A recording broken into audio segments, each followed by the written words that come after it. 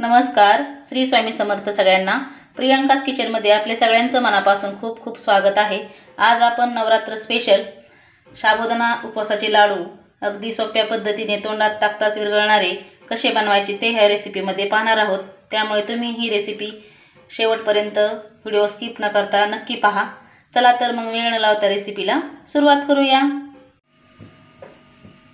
पहा, इथे मी उपवासाचे लाडू बनवण्यासाठी इथे मी साबुदाणा घेतलेला आहे. आपण जो रेग्युलर खिचडीला वापरतो ना तो साबुदाणा आहे.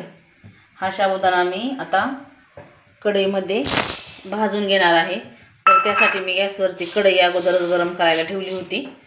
तर मी 1 वाटी या प्रमाणामध्ये बनवणार आहे साबुदाण्याचे उपवासाचे लाडू. आता तुम्हाला किती बनवायचे त्यानुसार तुम्ही साबुदाणा घेऊ शकता.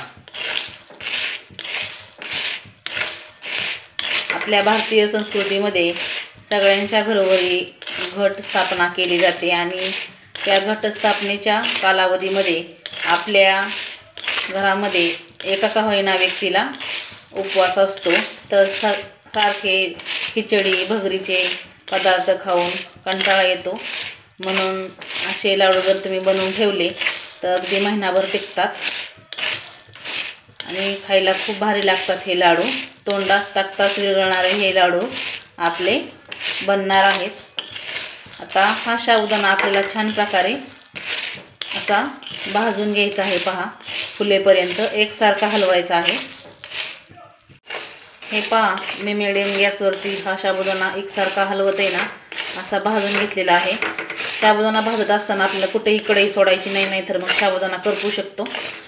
मग करपल्याच्या नंतर आपल्या लाडूचे ना कलर असा चेंज होतो ना, त्यामुळे. आणि असा मिडियम गॅसवरती साबुदाणा एकसारखा हलवून भाजून घेतला ना तो असा हलका फुलका होतो आणि पटकन आपल्या मिक्सरच्या भांड्यामध्ये ना तो बारीक असा झाला जातो आणि चवीलासुद्धा एकदम भन्नाट लागतात आपले हे लाडू. आता साबुदाणा पाहू शकता एकदम भारी असा फुललेला आहे. आता आपण याला एका डिशमध्ये काढून घेऊ. पाहू शकता मी कढईमधून हा साबुदाणा एका डिशमध्ये काढून घेतलेला आहे. हा आपल्याला पूर्णपणे थंड करून घ्यायचा आहे आणि मिक्सरच्या भांड्यामध्ये एकदम बारीक अशी पावडर करून घ्यायची आहे. आता साबुदाणा आपला थंड होते तोपर्यंत मी इथे परत गॅसवरती कढई ठेवलेली आहे.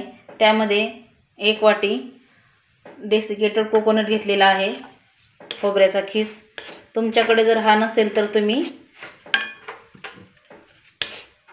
सुकं खोबरं जरी खिसून घेतलं आणि ते जरी वापरलं तरी पण चालेल.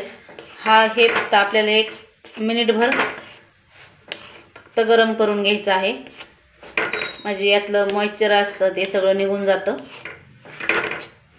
एकसारखं हलवत गॅस मिडियमच ठेवायचा आहे, नाहीतर आपलं हे डेसिकेटेड कोकोनट आहे ना ते करपल्या जातं. आणि असं पटपट हलवायचं आहे. आता हे पण आपलं छान प्रकारे असं भाजून झालेलं आहे. आता हे पण मी एका डिशमध्ये काढून घेणार आहे. हे पहा, आता आपला साबुदाणा पण असा थंड झालेला आहे. पहा, हा आपल्याला मिक्सरच्या भांड्यामध्ये घालून बारीक पावडर बनवून घ्यायची आहे. आपलं खोबरं पण भाजून झालेलं आहे. आता आपण लाडू बनवण्यासाठी साहित्य पाहू. तर इथे मी 1 वाटी साबुदाणा भाजून घेतलेला आहे. खोबरं पण 1 वाटी घेतलेलं आहे. कोकोनट डेसिकेटेड कोकोनट 1 वाटी आणि सेम एकाच वाटीने आपल्याला सगळं प्रमाण घ्यायचं आहे. 1 वाटी साखर घेतलेली आहे. 1 वाटी साखर आणि अर्धी वाटी मी इथं भाजलेले शेंगदाणे साल काढून वापरलेले आहेत आणि 5-6 विलायची घेतलेली आहे. पहा, खमंगपणासाठी. आणि अर्धी वाटी तूप घेतलेलं आहे. आता आपण पुढच्या कृतीकडे वळूया. तर आता खोबरं आणि साबुदाणा भाजून झाल्याच्या नंतर आपल्याला मिक्सरच्या भांड्यामध्ये घालून या साबुदाण्याची आपल्याला पावडर बनवून घ्यायची आहे. शेंगदाणे तुमच्याकडे भाजलेले असतील तर मी तेच वापरले तरी पण चालतील. माझ्याकडे अगोदरच भाजलेले होते त्यामुळे मी फक्त साली काढून घेतलेले आहेत. आता याची आपल्याला छान अशी बारीक पावडर करून घ्यायची आहे. पाहू शकता अशा पद्धतीने मी एकदम बारीक अशी पावडर याची बनवून घेतलेली आहे. आता आपल्याला एका चाळणीमध्ये घालून हे पीठ आहे ना साबुदाण्याचं ते आपल्याला चाळून घ्यायचं आहे, म्हणजे लाडू खाताना ना कचकच लागत नाही. याच्यावरचं चाळणीवरचं राहिलेलं परत आपल्याला मिक्सरच्या भांड्यामध्ये घालून अशा पद्धतीने सर्व साबुदाणा, शेंगदाणे आणि साखर बारीक करून घ्यायची आहे. पाहू शकता सर्व साबुदाणा मी बारीक असा दळून घेतलेला आहे मिक्सरच्या भांड्यामध्ये घालून. आता त्याच भांड्यामध्ये आपल्याला साखर मी 1 वाटी घेतलेली आहे ना, ती बारीक करून चाळून घेणार आहे. आणि त्यामध्ये मी विलायची पावडर करण्यासाठी विलायची पण टाकून घेतलेली आहे. आणि आता हे पण बारीक वाटून साखर पण आपल्याला याच पिठामध्ये चाळून घ्यायची आहे दळल्याच्या नंतर. पाहू शकता साखर पण मी दळून घेतली आहे. साखर पटकन मिक्सरच्या भांड्यामध्ये बारीक होते, ती पण आता चाळून घेऊ. म्हणजे एखाद्या साखरे जर खडा राहिला असेल तर तो जाळणीवरती राहतो. आता साखर मी चाळून घेतलेली आहे या पिठामध्ये. आता आपण मिक्सरच्या भांड्यामध्ये शेंगदाणे जे घेतलेले आहेत ना, ते टाकून मी बारीक अशी पावडर बनवून घेणार आहे. तुम्हाला जर आवडत असतील तर तुम्ही शेंगदाणे टाका. जर शेंगदाणे या लाडूमध्ये आवडत नसतील तर तुम्ही फक्त साखर, खोबरं आणि साबुदाण्याची पावडर मिसळून जरी लाडू बनवले ना तरी सुद्धा खूप छान लागतात. पण मला शेंगदाणे आवडतात म्हणून मी घातलेले आहेत. पाहू शकता इथे मी शेंगदाणे सुद्धा एकदम अशी बारीक पावडर बनवून घेतलेली आहे. पहा, सालं काढल्यामुळे अजिबात त्याला काळपटपणा नाही आलेला, एकदम पांढरा शुभ्र आलेला आहे. तुम्ही काजू शेंगदाण्याऐवजी तुम्ही काजू सुद्धा यामध्ये वापरू शकता. आता ही पावडर यामध्ये काढून घेऊ आणि पुढच्या कृतीकडे वळूया. पाहू शकता इथे मी साखर वाटून दळून चाळून घेतलेली आहे. साबुदाणा पण एकत्र केलेला आहे यामध्ये आणि शेंगदाणे सुद्धा वाटून घेतलेले आहेत. आता त्यामध्येच आपल्याला डेसिकेटेड कोकोडर जे आहे ना तो घेतलेला घालून घ्यायचा आहे.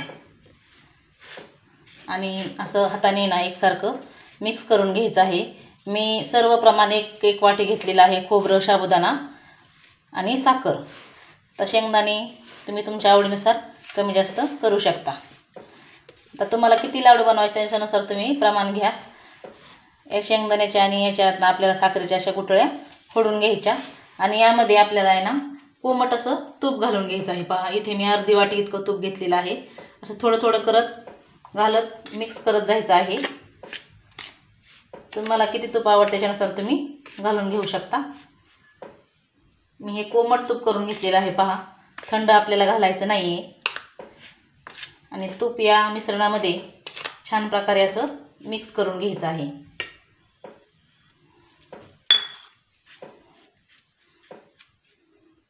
हे पहा, चमच्याने मी छान मिक्स करून घेतलेलं आहे.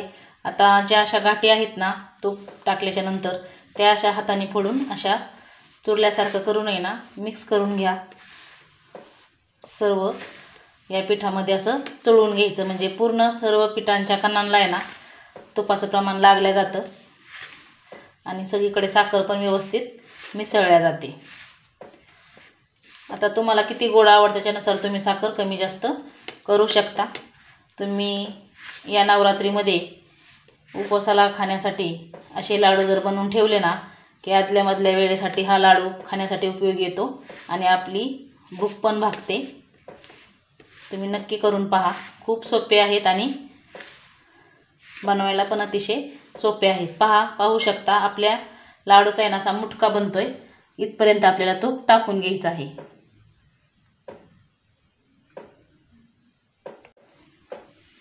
पाहू शकता आता हे सर्व मिश्रण मी असं मुटका होईपर्यंत हाताने असं चोळून घेतलेलं आहे तूप सगळीकडे. आता आपण लाडू बांधायला घेऊ.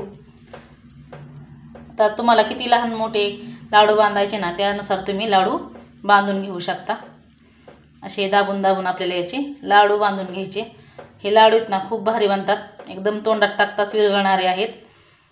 तुम्हाला जर असे लाडू बांधायला नाही जमले ना तर जरा कोरडं मिश्रण वाटलं ना तर तुम्ही अजून 1 ते 2-3 चमचे ना तूप असं गरम करून यामध्ये टाकून घ्या. पाहू शकता आपला लाडू किती गोल गरगरीत झालेला आहे. आता या पद्धतीनेच मी सर्व लाडू बांधून घेणार आहे. तुम्ही पण एकदा करून बघा. खूप लाडू भारी लागतात हे खाण्यासाठी. एकदा जर बनवले ना तर तुम्ही नेहमी बनवताल याची मला खात्री आहे. तर असे सर्व लाडू मी बांधून घेणार आहे.